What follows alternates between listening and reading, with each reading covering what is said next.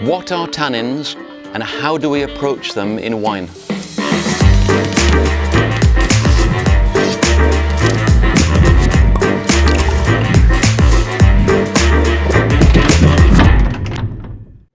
Tannins are a very interesting and very important part of wine and tasting wine.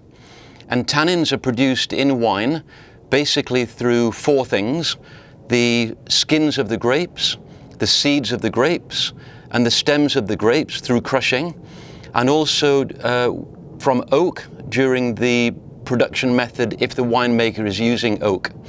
And generally, tannin is a little bit like tasting tea, black tea. It's found in many, many different fruits. If you were to try tea at different strengths by putting tea into water and infusing with water, you would taste tannins at different strengths in that tea. And obviously the more tea that you have in the water, the more bitter it becomes and the more tannins you have.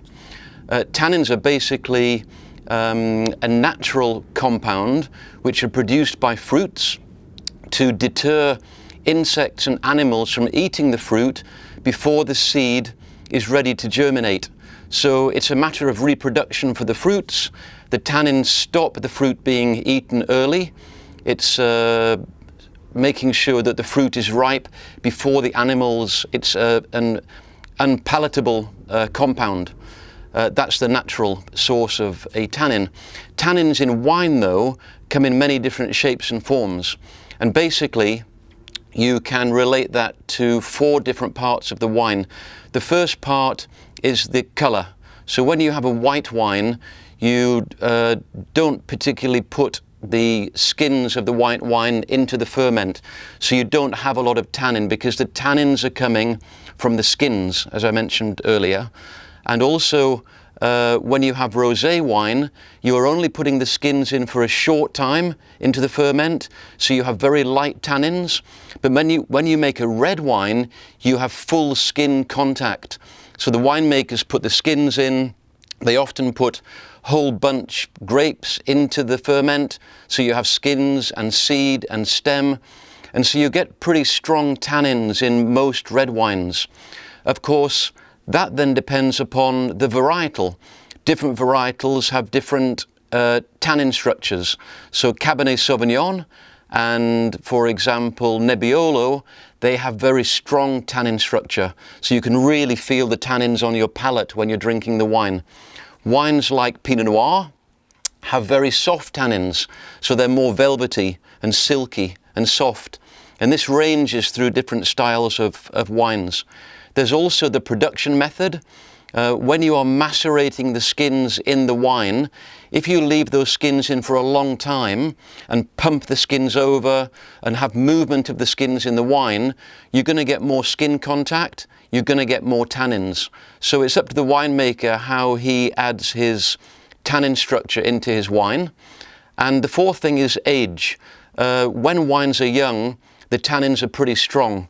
And as a wine ages in the bottle and develops, the tannin structures polymerize, and the tannin compounds find each other and they build a structure and they become softer. And as they age, they develop and they become softer. So older wines are less bitter, they're rounder on the palate, and these tannins are softening out as the wine ages.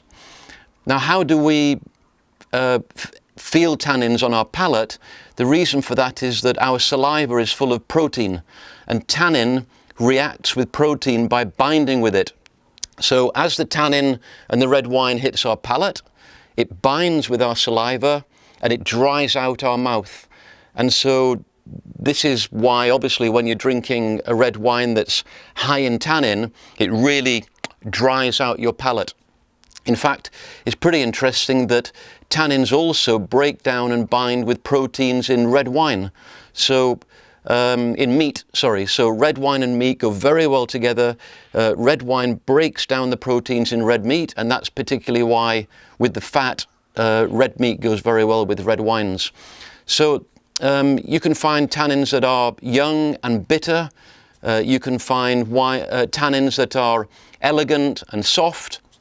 And then it's up to you and your palate to decide, what is the tannin doing on my palate? Is it soft? Is it round?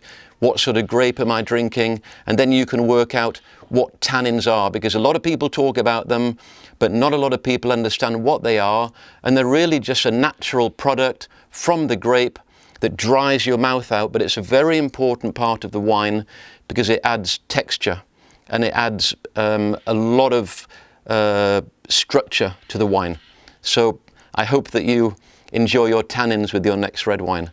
Thank you.